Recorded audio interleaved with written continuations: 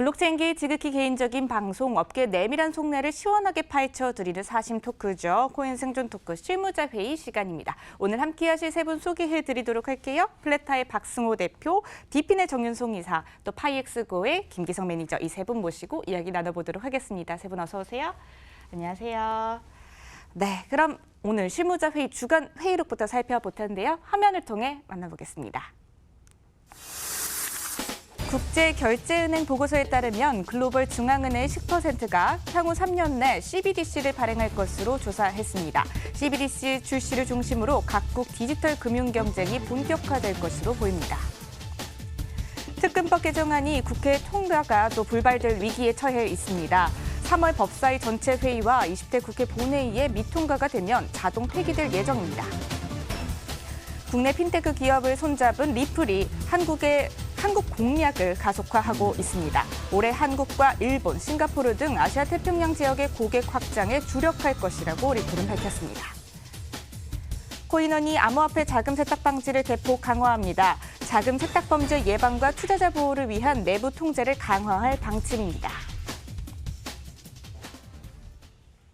이번 주도 역시나 흥미로운 안건들이 공개되는데요. 세 분께서는 어떤 이슈 눈여겨보고 계신지 궁금합니다. 한 분씩 질문해 보도록 하겠습니다. 먼저 박승호 대표님께서는 이 네 가지 안건 중에서 어떤 이슈들 눈여겨보셨을까요? 네, 우선은 이제 특검법에 대한 통과가 불투명한 부분에 대해서 이제 흥미가 갑니다. 그래서 왜냐하면 특검법 통과는 작년에도 굉장히 저희가 많이 다뤘었고 네. 이게 특검법으로 인해서 향후 국내 이제 암호화폐 관련 규제 사항이나 이런 것들이 발현될 거라고 생각을 했었는데 이 부분이 아예 이제 통과조차가 아니고 다시 처음부터 논의해야 된다면 이에 대한 부분이 상당히 많은 또 진척이 늦어질 것 같고요. 그러면서 반면에 세금 이슈가 있기 때문에 이 부분 좀 흥미롭게 봐야 될 것 같고요.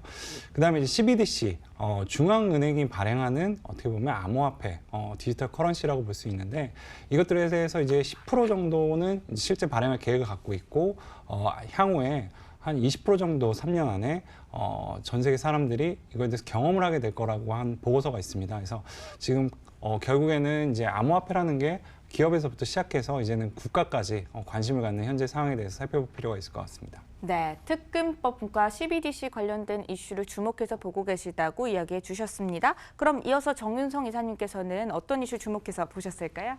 네, 저도 마찬가지로 우선은 CBDC에 대한 각 국가별의 어떤 정책의 변화. 작년부터 조금 중국 같은 경우는 굉장히 이제 적극적으로 아무래도 세계에서의 어떤 통화에 대한 부분 위안화에서 하지 못했었던 어떤 그런 주도권을 갖고 가고자 하는 그런 부분이 컸었지만 다른 국가들 같은 경우는 조금 보수적인 그런 모습을 보여주다가 올해 초 넘어가면서 점차적으로 여기에 대한 개선세가 좀 보여주고 있는 그런 탄력을 보여주고 있기 때문에 오늘 같은 경우는 이제 거기에 대해서 한번 얘기를 나눠보면 좀 좋을 것 같고요. 두 번째로서는 이제 국내 핀테크 기업들과 리플의 어떤 한국 쪽과 또 어떤 시너지 효과를 계속적으로 도모하고자 하는 그런 움직임을 계속 보여주고 있는데요. 특히 국내 핀테크 기업들 중에서는 센트비, 한패스, 이제 바이어 비알리 같은 곳들과 이제 파트너십을 맺었다라고 했는데 우선은 아무래도 리플의 이제 글로벌 결제 네트워크를 좀 갖고 있기 때문에 한국의 어떤 결제 플랫폼들과 이제 합작이 되면서 리플의 어떤 통화에 대한 서비스 이 부분을 굳이 뭐 블록체인 아니라든지 뭐 코인 쪽에 대한 생태계뿐만이 아니라 일반 사용자들, 코인을 전혀 모르는 사용자들도 내가 뭐 현금을 보내든 코인을 보내든 결국은 뭐 모바일이나 이런 것들을 통해서 클릭 몇 번을 보낼 수 있는 그런 시스템을 갖추려고 하면 기존에 있었던 결제 시스템과 어떤 코인 쪽의 그 네트워크와의 합작이 필요한데 그런 부분에서 상당히 좀 의미가 있다라고 좀 볼 수 있을 것 같고요. 센트비 같은 경우는 일본과 중국, 지금 필리핀과 인도네시아, 베트남 등 동남아시아 지역을 중심으로 해외 송금 서비스를 이제 진행을 하고 있는데 아무래도 리플과 이제 합작이 됐었을 때 가장 큰 어떤 시너지는 바로 수수료 의 절감, 그다음에 송금의 간편화와 어떤 속도의 개선 이런 부분인데 그동안은 은행에서 너무나 많은 폭리를 취했다라고 솔직히 볼 수 있는 게 어떤 코인이나 이런 것들은 다 몇 초 만에 거의 수수료 같은 경우는 10분의 1, 100분의 1까지도 줄일 수 있는 그런 부분을 갖고 가고 있기 때문에 앞으로도 점차적으로 은행이 어떤 폭리를 취했었던 외화 송금에 대한 부분, 이 부분이 어떻게 해서든 기존의 어떤 제도권과 또 새로운 이제 여기에 대한 기존 제도권을 타파하려는 그런 새로운 서비스들의 어떤 싸움이 됐지만 아무래도 새로운 서비스가 고객들 같은 경우는 편을 들어줄 수밖에 없기 때문에 계속적으로 어떤 경쟁이 심해지면 심해질수록 소비자한테 굉장히 좀 유리해지는 그런 측면이 있지 않습니까? 그런 부분에 대해서 좀 상당히 좀 개선세가 되지 않을까라고 좀 볼 수는 있고요. 하지만 좀 우려되는 것은 이제 송금을 했다고 하더라도 결국은 이제 코인이기 때문에 이것을 법정화폐를 이제 바꿔야 되는 부분 아니면 스테이블 코인으로 바꿔서 그것에 대한 가치가 좀 고정화가 돼야 되는데 이게 너무 오면서부터 어떤 가치의 변화 아니면 법정화폐를 바꿀 수 있는데 거기에 대한 제한이 될 수가 있기 때문에 그런 부분들과의 어떤 제도적인 합의점 이런 부분도 한번 보시면 좋을 것 같습니다. 네, 첫 번째로 CBDC 관련된 안건 그리고 세 번째 안건이었죠. 리플 관련된 안건 이야기 나누고 싶다 해주셨습니다. 그럼 김기성 매니저님의 의견도 중요해질 것 같은데요. 어떤 이슈 눈여겨보셨을까요? 네, 저는 첫 번째 이슈인 이제 CBDC 발행. 네, 이 이슈는 사실은 작년에 이제 시진핑 주석의 발언 이후로 꾸준하게 가격에도 영향을 미쳤던 뉴스라서 여러 가지 측면에서 그리고 앞으로 또 이제 그 암호화폐가 막 이렇게 자산이라는 이야기로 되게 많은 이야기를 해왔었거든요. 네. 자산 쪽 얘기했었다면 이제 이 CBDC 같은 경우 이제 화폐로서의 기능에 대해서 블록체인이 어떻게 일을 할 수 있는 이런 것들을 볼 수 있는 부분이라서 CBDC 발행이 이제 어떤 블록체인 영역의 확대적인 측면으로도 저는 중요하다고 생각을 합니다. 그리고 두 번째로는 전 특근법 개정안이 위기에 있다라는 게 저는 굉장히 가슴이 아픈데요. 일단 현재 사실은 이제 암호화폐 쪽에 이제 좀 더 주류로 있는 분들은 거래세로 하자라는 걸 계속 주장하고 있는 와중에 이게 아예 무산이 돼 버리면 다시 또 상정하고 해야 되잖아요. 그러니까 더 미뤄지는 거거든요. 네. 그래서 되게 좋은 분위기로 세금 이야기를 하고 있었던 어떤 작년부터의 흐름이 이 특근법 개정안이 무산이 되는 약간 그런 식으로 돼버리면 또 다시 한번 이런 무법으로 인한 어떤 부작용도 또 더 길어지는 것이기 때문에 저도 이 1번과 2번 이슈가 가장 중요하다고 생각을 하고 있습니다. 네, CBDC 발행 이슈 그리고 특근법 개정안 관련해서 이야기 나누면 좋겠다고 해주셨는데요. 아무래도 세 분께서 오늘도 한 가지 이슈를 또 공통적으로 꼽아주셨네요. 그래서 오늘의 주제를 공개하도록 하겠습니다. 실무자회의 오늘의 안건은요. 네. 각국에서 눈독을 들이는 CBDC 디지털 금융 경쟁 시작되나라는 주제로 코인 생존 토크 실무자 회의를 시작하도록 하겠습니다. 네, 올해가 블록체인과 암호화폐 이 기술들을 또 기반으로 한 디지털 금융 전쟁의 원년이 될 것이다 하는 기사들이 계속해서 쏟아지고 있습니다. 세계 주요국들은 지금 현재 어떤 상황인지 궁금한데요. 그럼 그 전에 먼저 최근 국제결제은행이 보고서를 냈죠. 여기 나온 내용 CBDC와 관련해서 유의미한 전망들이 나왔던 것 같은데 어떤 내용들이 있었는지 먼저 박승호 대표님께서 한번 정리해 주실까요? 네, 우선은 국제결제은행이라고 그 세계 중앙은행들의 또 위의 중앙은행이라고 불리는 곳입니다. 여기서 이제 보고서를 발행을 했는데요. 네. 이 안에 이제 CBDC에 관련된 내용이 들어 있었습니다. 전 세계 인구 중에 20%는 3년 내에 이제 CBDC에 대한 영향을 받을 것이라고 이제 나왔고요. 그리고 전체 이제 77개국 정도의 조사를 했는데 그 중에 이제 10% 정도가 향후 지금 CBDC 그러니까 디지털 커런시를 발행할 계획에 있다라고 발표를 했다고 얘기를 했습니다. 근데 이제 10% 같은 경우는 어떻게 보면 굉장히 작은 숫자로 생각해 볼 수가 있습니다. 그럼 나머지 90%에 대한 의견들은 왜 발행을 하지 않는가라고 하면 대부분의 이제 한국을 포함해서 굉장히 현재 금융결제망이 잘 이루어져 있기 때문에 굳이 CBDC까지 도입을 했을지의 이점을 잘 모르겠다라는 답변들이 꽤 많아서 어떻게 보면은 실질적인 도입에는 부정적인 의견이 많았지만은 또 이 이면을 살펴보면은 전체 국가 중에 80%가 이 CBDC에 대한 연구를 하고 있습니다. 한국도 마찬가지고요. 그래서 표면적으로는 이 CBDC에 대해서 도입에 대해서 의견이 상당히 부정적인 부분에 대한 답변도 많았지만은 어떻게 보면 속내를 들여다보면 이거에 대해서 두려워하고 있고 지금 이 부분을 준비해야 되는 건 본능적으로 좀 느끼고 있는 상황이 아닌가라는 생각도 좀 들고요. 그리고 이 CBDC를 도입하는 그 방향이 크게 두 가지 틀로 이루어져 있는데 네. 하나는 홀세일이라고 해서 큰 결제 금액 중심으로 연구가 되고 있는 부분도 있고요.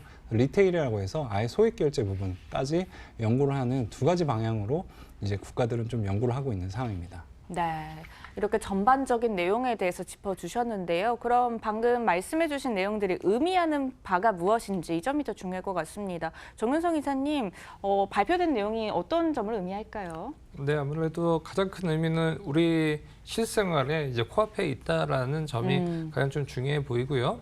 또 한 가지는 이제 표면적인 의미 외에 이제 좀 숨어 있는 의미 같은 경우는 각 국가별로 준비를 하되 어떤 정치적인 그런 부분들도 함께 연관이 돼 있기 때문에 이것을 좀 보수적으로 좀 진행을 하면서 물밑 작업을 하고 있는 국가들과 이것을 이제 대놓고 계속적으로 좀 진취적으로 하고 있는 국가들 두 가지로 나눌 수가 있지만 결국에는 계속적으로 이것이 기존에 있었던 금융의 서비스보다 한층 더 높게 할 수 있느냐 없느냐 또 할 수 있다라고 하면 어떻게 국가를 주도적으로 갈 수가 있느냐 이런 부분에 대해서 계속 연구가 되고 있다라고 좀 볼 수가 있기 때문에 전체적으로 봤었을 때는 어떤 송금이 기존에 있었던 은행의 제도권 내에서 있었던 어떤 거기에 대한 수수료 이런 부분을 어떻게 하면 뭐 줄일 수 있는지에 대한 부분과 또 결제를 했었을 때 그 망을 통해서 어떻게 하면 좀 효율적으로 갈 수 있는지 이런 부분에 대해서도 계속적으로 좀 논의 중인 걸로 알고 있습니다. 네.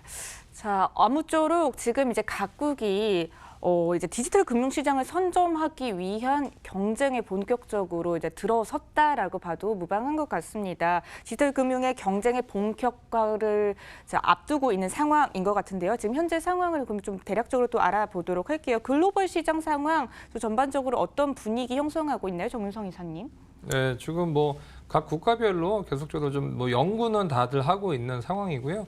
이것을 기존에서는 사실은 이제 뭐 민간 업체들이 했죠. 뭐 거래소를 중심으로 계속적으로 연구가 진행되다가 이제는 이제 중앙은행을 중심으로 계속적으로 이루어지고 있다라고 좀 볼 수가 있을 것 같고요.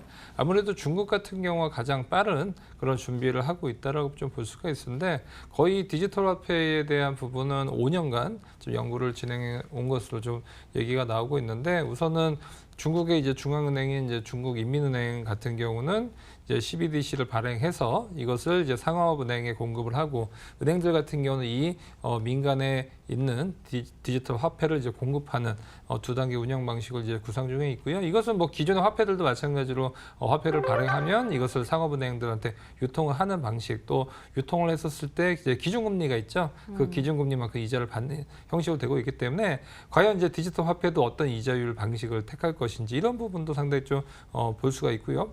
가장 중요한 것은 국가별로 화폐를 할 때는 어떤 화폐의 뭐 유통 속도와 유통량을 좀 볼 수가 있는데 그것이 가장 민감하게 미치는 것이 바로 이제 물가 상승이라고 좀 볼 수가 있고 또 경제 성장률이라고 볼 수가 있는데 아무래도 경제 성장률이 떨어질수록 어떤 이자를 낮추고 또 화폐 공급량을 늘리는 그런 부분을 볼 수가 있기 때문에 앞으로 뭐 오늘도 같은 경우도 한국은행 같은 경우가 기준금리를 동결을 했지만 코로나 여파가 계속적으로 됐었을 때는 다음 달 같은 경우는 이제 기준금리를 낮출 수 있는 방향으로 급선회를 할 가능성이 큰데 앞으로는 이제 각국 중앙은행들 같은 경우는 여기에 대한 어떤 디지털 화폐에 대한 금리에 대한 부분 또 유통량에 대한 부분 이런 부분도 계속적으로 논의가 될 가능성이 크고 지금 각국 중앙은행 같은 경우도 이제 기존에 있었던 전통적인 화폐가 물가에 미치는 영향뿐만이 아니라 이 이제 국가에서는 화폐를 발행했었을 때 디지털 화폐는 가장 큰 문제가 물가의 폭등이 나올 수가 있거든요. 그래서 그 부분을 어떻게 하면 기존의 경제 상황과 맞출 수 있는지에 대한 연구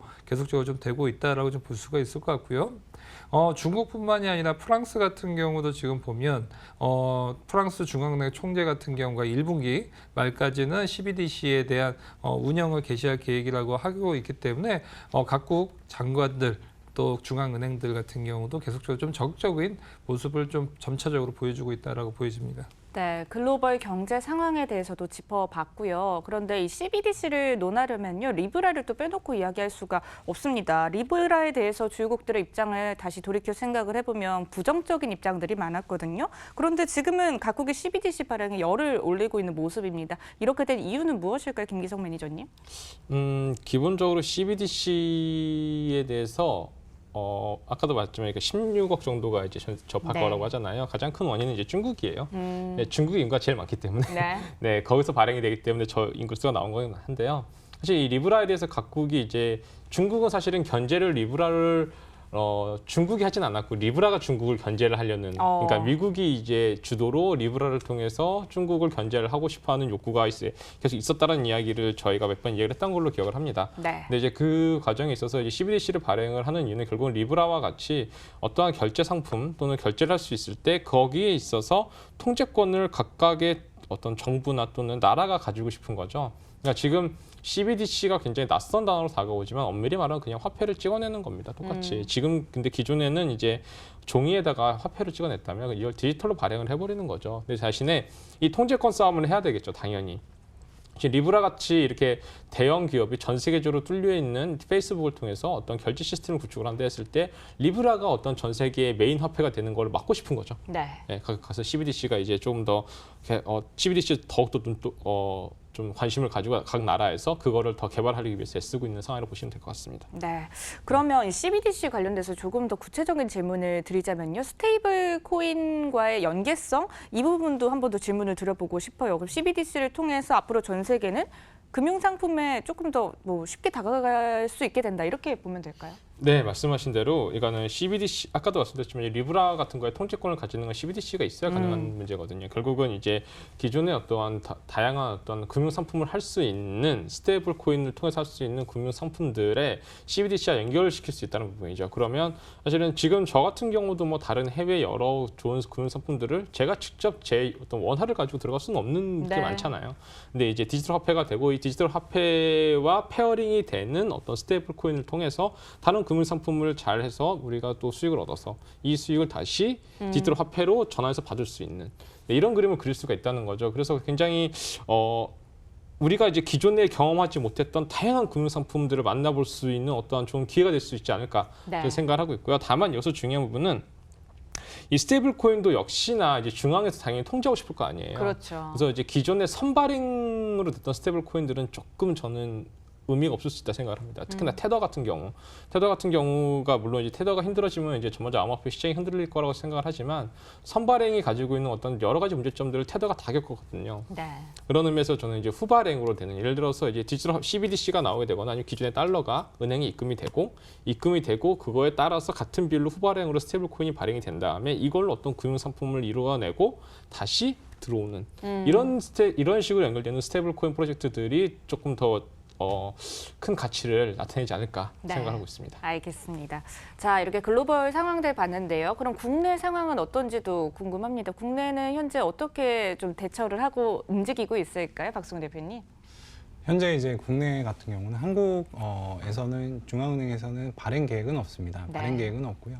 근데 연구는 진행을 하고 있습니다. 원래 작년 같은 경우는 한 5명 정도의 연구 블록체인 그 CBDC 발행 연구를 진행했다면 현재는 9명 정도로 인원수가 늘어서 현재 CBDC가 움직이는 방향성, 글로벌이 어떻게 움직이는지를 촉각을 곤두세우고 지금 보고 있고요. CBDC 발행 계획이 없는 나라는 한국, 러시아, 그다음 미국 이런 나라들은 현재 CBDC 발행 계획을 아예 가지고 있지 않고요. 그 외에 어떻게 보면 자본력이 있거나 경제 성장을 많이 한 나라들은 이제 큰 금액, 무역이라든지 큰 금액의 CBDC를 활용하려고 하고 있고, 그 다음에 신흥국들, 에콰도르라든지 남미 같은 경우에는 CBDC를 적극적으로 실제 실생활에서도 사용하는데 계획을 갖고 있습니다. 에콰도르 같은 경우에는 2018년도에 실제 CBDC를 직접적으로 적용을 한 첫 번째 사례라고 볼 수가 있는데요. 에콰도르 같은 경우는 실제 CBDC를 상용화 실사례를 진행을 했지만 실패한 걸로 지금 기록이 되어 있습니다. 그래서 국가에 있는 국민들이 에콰도르 정부를 믿지 못했기 때문에 CBDC가 실패로 돌아갔다고 평가가 되고 있고요. 한국 같은 경우는 이 CBDC를 적용하기에는 굉장히 좋은 나라로 손꼽히고 있고요. CBDC를 적용한다면 굉장히 빠르게 진입할 수 있는 나라로 손꼽히고 있지만은 국가 자체의 의지는 크지는 않은 상황입니다. 왜냐하면 이게 결국에는 기존에 있는 보안 시스템이랑 결제에 대한 이 시스템 자체가 잘 돼 있으면은 굳이 또 다른 투자를 할 필요가 없이 현재 잘 운영되고 있고요. 대신 신흥국들은 새로 보안 시스템이라든지 결제에 대한 인프라를 구축해야 되는데 이 인프라 구축 대비에 CBDC를 CBDC를 통하는 게 훨씬 비용적으로 절감할 수 있다라고 생각하는 국가들이 좀 많습니다. 그래서 이러한 부분에 각 국가마다 차이가 있다고 볼 수 있을 것 같습니다. 네, 알겠습니다. 그럼 오늘 이야기 나눈 안건에 대해서 세 분의 한 줄 평을 들어볼 텐데요. 먼저 정윤성 이사님 한번 한 줄 평 내려주실까요? 네, 디지털 화폐 전쟁의 서막이라고 말씀드릴 수가 있겠는데요. 이제 모든 국가들이 이제 발행을 하지 않더라도 여기 디지털 화폐를 넘어가는 그런 이제 어떤 역사적인 순간에 있다라고 볼 수가 있는데 이런 변화 속에서의 또 다른 전쟁, 결국은 과거에서도 어떤 그 화폐에 우리 거에 대해서 누가 더 많이 쓰느냐에 대해서 보이지 않는 그런 전쟁을 많이 했었고 그러다 보니까 이제 어떤 국가 간 연합체라든지 이런 부분도 계속적으로 생겼던 그런 부분을 볼 수가 있기 때문에 디지털 화폐를 넘어가면서 어떤 전 세계적인 어떤 구도화가 될 것인지에 대한 부분도 상당히 또 궁금해집니다. 네, 디지털 화폐 전쟁의 서막이라고 해주시면서 앞으로 전 세계 경제 구도가 어떻게 또 흘러갈지 함께 봤으면 좋겠다 이야기해 주셨고요. 김기정 매니저님은 오늘 이야기 나눈 안건에 대해서 한 줄 평 어떻게 내려주실까요? 네, 저는 종이화폐, 신용카드, NFC에 CBDC 스테이블 코인 추가라고 하겠습니다. 네. 기존에 이제 종이화폐를만 사용하다가 현금만 사용하다가 신용카드가 나오면서 현금의 비중이 줄었거든요. 그러다가 NFC가 나오면서 현금 비중, 신용카드 비중도 줄고 NFC 비중이 올라갔. 여기 CBDC가 오게 되면 현금, 카드, NFC 비중이 줄고 CBDC가 늘어날 거고요. 여기 이 CBDC를 이용해서 여러 금융 상품을 스테이블 코인과 융합해서 이용하게 되면 이 비중이 다 줄어들 것이죠. 그러니까 네. 결국은 우리가 활용할 수 있는 다양한 화폐가 존재하게 되는 그런 시대가 이제 시작한다고 저는 보고 있습니다. 네, 앞으로도 활용할 수 있는 다양한 화폐가 찾아올 거다 이야기해 주셨습니다. 자, 마지막으로 박승호 대표도 한번 한 줄 평 내려주실까요? 네, 캐시리스라는 용어가 많이 요새 대두가 되고 있는데요. 현금 없는 사회가 이제 시작하는 부분에 초입 부분을 넘어서지 않았나라고 생각이 듭니다. 그래서 향후에 시간이 지나면 저희가 지금 사용하고 있는 이 원의 단위도 없어지고 아니면 저희가 수많은 어떻게 보면 다른 코인들을 활용하는 부분이 시작되는 시대가 오지 않을까 생각됩니다. 그 시대를 저희는 잘 준비해야 될 것 같습니다. 네, 캐시리스 현금 없는 사회가 오기 전에 잘 준비해야 될 것 같다 이야기해 주셨습니다. 네, 오늘 CBDC의 눈독을 들이는 디지털 금융 전쟁 이 향방에 대해서 함께 이야기를 나눠봤고요. 세 분과 함께 가감 없는 토크 나눠봤습니다. 다음 주에 더 재미있는 주제로 찾아올게요. 오늘 함께해 주신 세 분 감사합니다.